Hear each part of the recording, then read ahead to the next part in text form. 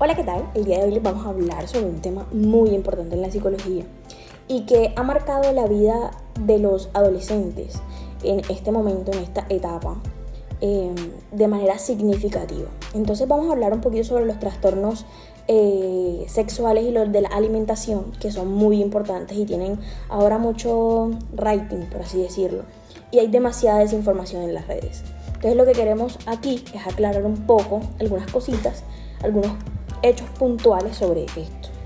Hay que hacer una descripción general de que los trastornos, por ejemplo, de la alimentación son afecciones graves que afectan tu vida con las conductas alimentarias que afecten negativamente la salud, las emociones y hasta el desempeño que puedes tener en tu vida. Ahora, los trastornos de la alimentación más frecuentes son la anorexia, la bulimia nerviosa y el trastorno de alimentación compulsivo. Les vamos a hablar un poquito de ellos.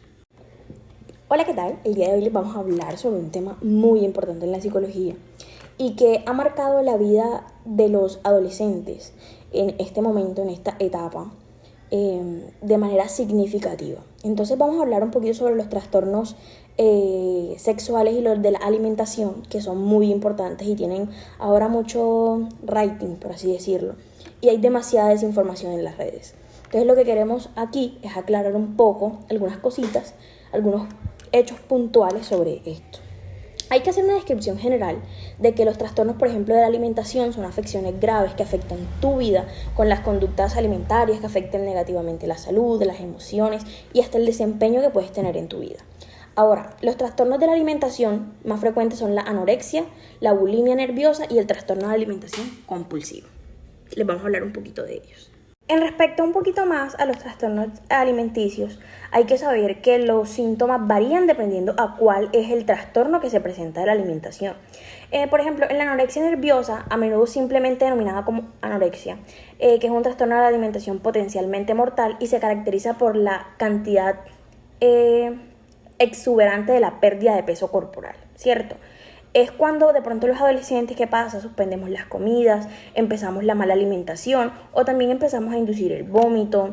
Hacen todo lo posible por controlar el peso de forma exagerada y de forma muy frecuente, ya afectando su salud física y emocional, que es lo más importante. Ahora, en la bulimia nerviosa tenemos una cantidad de cosas, pero hay que saber que la bulimia no solamente se trata de perder peso, también se trata de la necesidad compulsiva de comer, como por ejemplo los atracones que se presentan mucho en la bulimia nerviosa, que también la conocemos solamente como bulimia.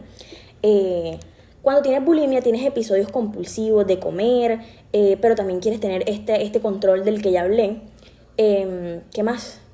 Incluye durante el día comer la ingesta de muchas calorías al mismo tiempo para tener esta necesidad de saciedad, de tener un control mínimo sobre algo que... O sea, es como contrarrestar el dolor emocional y llenar esos vacíos emocionales con comida. Obviamente cuando estamos hablando también de las causas, es importante saber que la causalidad puede deberse a la genética y biológica como también a la salud psicológica y emocional.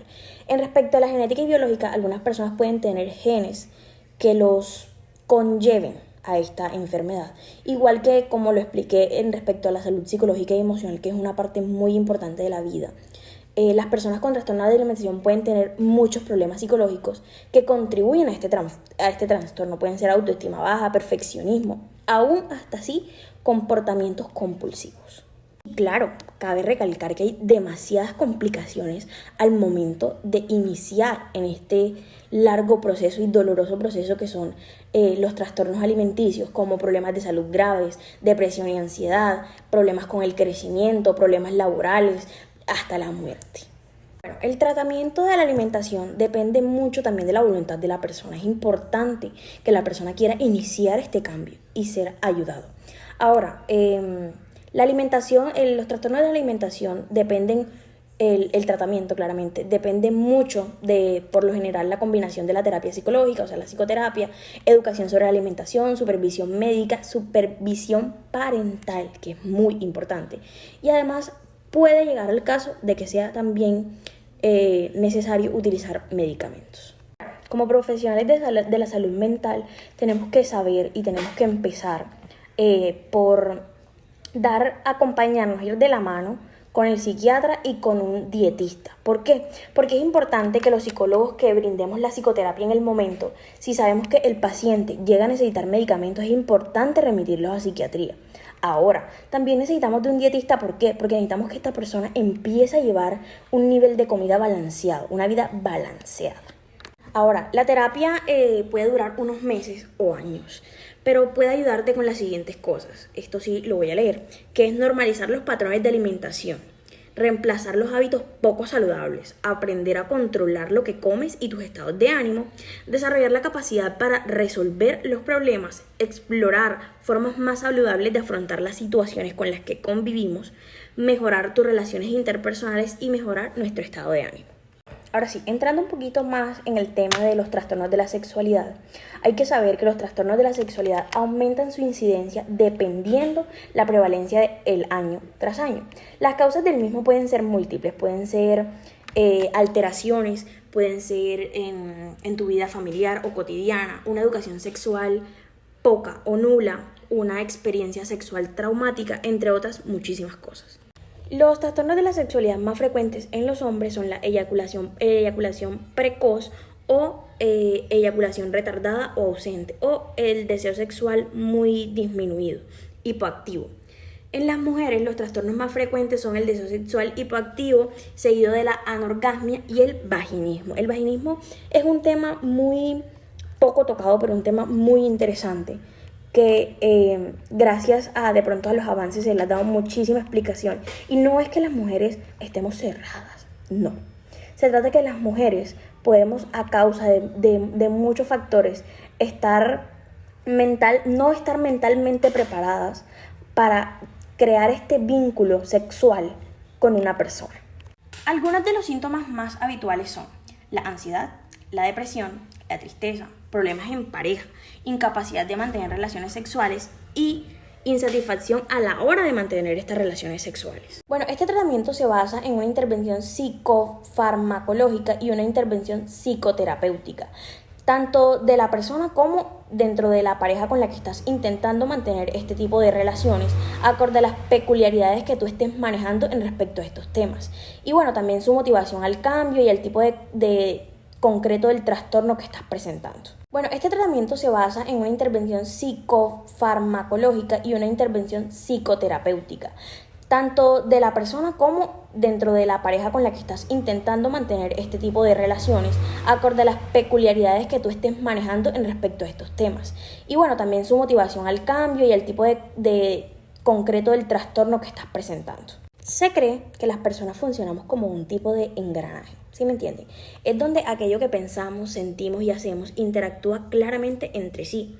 Ahora, ¿qué terapia recomendaríamos nosotros para poder tratar los trastornos de la sexualidad como psicólogos, como profesionales en este tema, que claramente somos estudiantes en el momento, pero que de pronto podemos brindar las herramientas? Yo personalmente considero que la terapia sexual cognitivo-conductual es la que más de pronto se encargarían de desenmarañar o aclarar el complejo entramado de los pensamientos, los sentimientos y las actitudes.